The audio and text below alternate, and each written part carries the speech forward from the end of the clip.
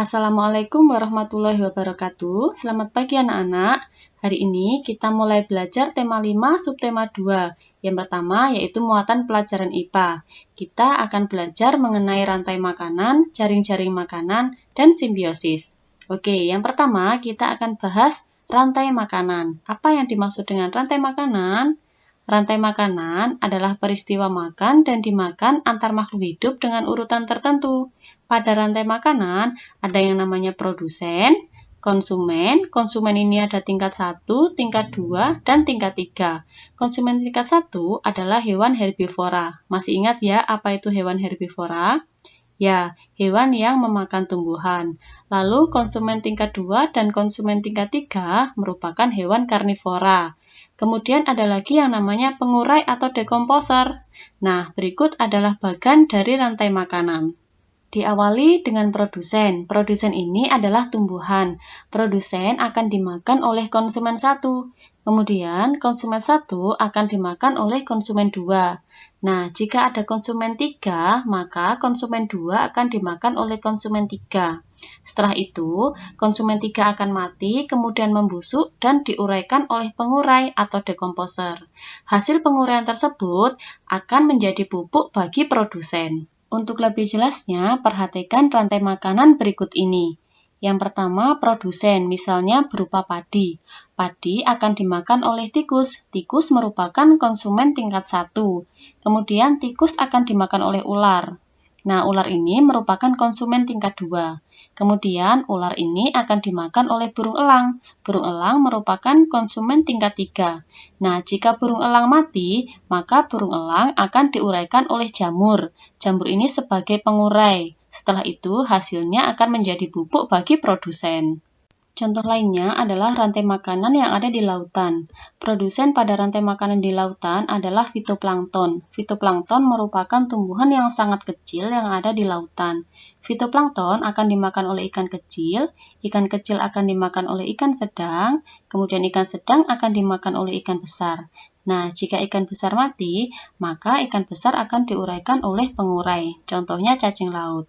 Setelah itu, hasilnya akan menjadi makanan bagi fitoplankton. Pada rantai makanan, terjadi yang namanya aliran energi.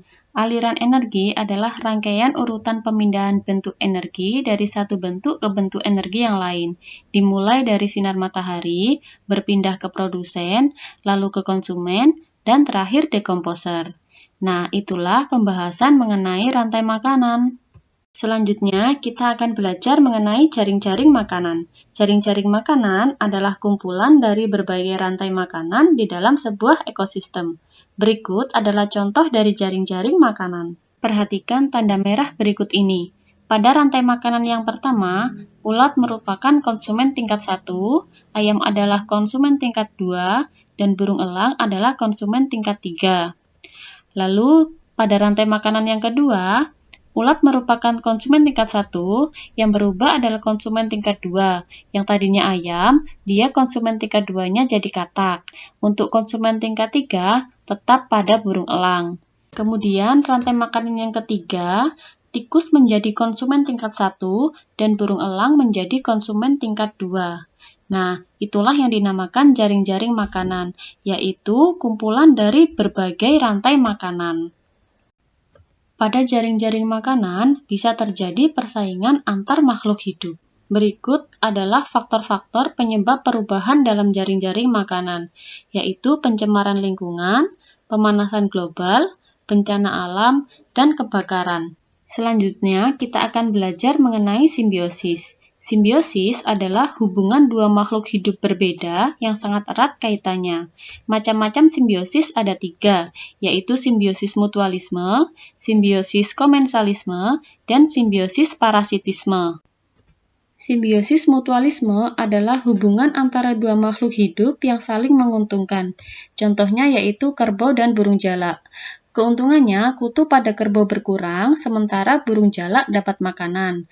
Contoh lainnya yaitu lebah dan bunga. Keuntungan lebah, dia mendapatkan makanan, sementara bunga dia bisa mengalami penyerbukan.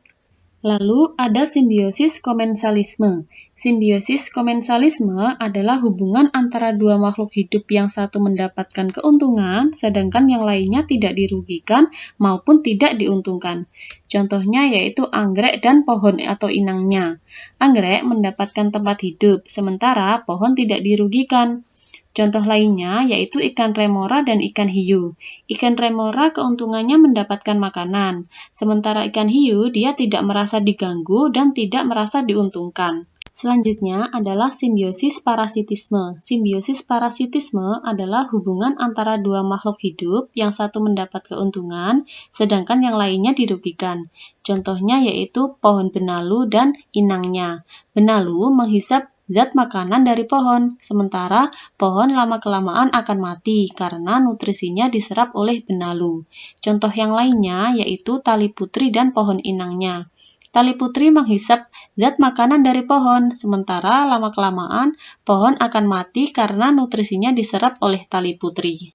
Nah, itulah semua pembelajaran kita kali ini. Terima kasih sudah menyimak. Semoga bermanfaat ya. Assalamualaikum warahmatullahi wabarakatuh.